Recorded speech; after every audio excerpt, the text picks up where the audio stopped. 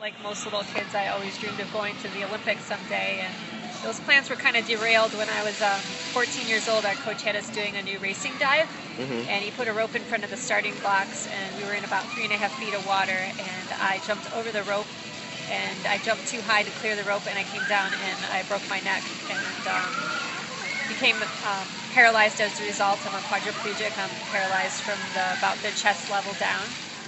My vision, I have about 20% of my peripheral vision, and a lot of people, when they see me around, they're like, oh, you aren't blind, like you're walking around, like you're fine. And I'm like, well, I'm blind, so I do have legs, so yes, I'm walking. But the thing is I lived 17 years of my life sighted. So, I mean, if you literally took a snapshot of what you're looking at, cut 80% out of the middle of it, that's pretty much the best way, to, I guess, depict the way that it is. We have a really special relationship because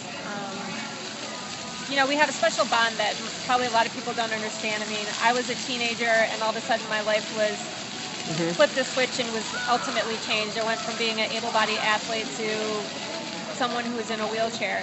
Same with Tucker. I mean, he was an able-bodied athlete and woke up one morning and he was blind.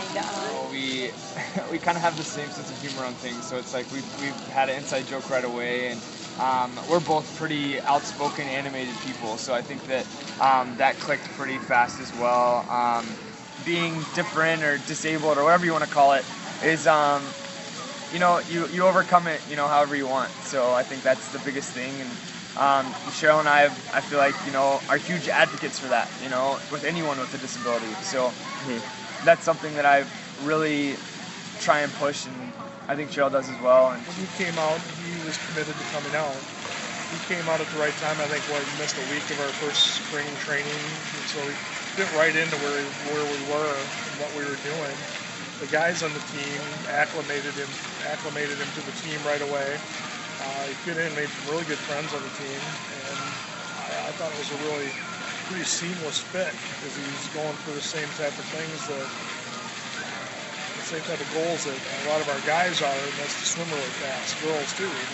I actually have to overcome the obstacle of being disabled, and I think that's something that Paralympics is great at showcasing, and that's something that people don't realize, I feel like, in the U.S., that we are, we're performing at that same level of elite athletes, but at the same time, we have to, deal with all the drama on our teams, overcome, a suit ripping or whatever adversity that a normal athlete would have to overcome. But also, we have to put our disability aside as well.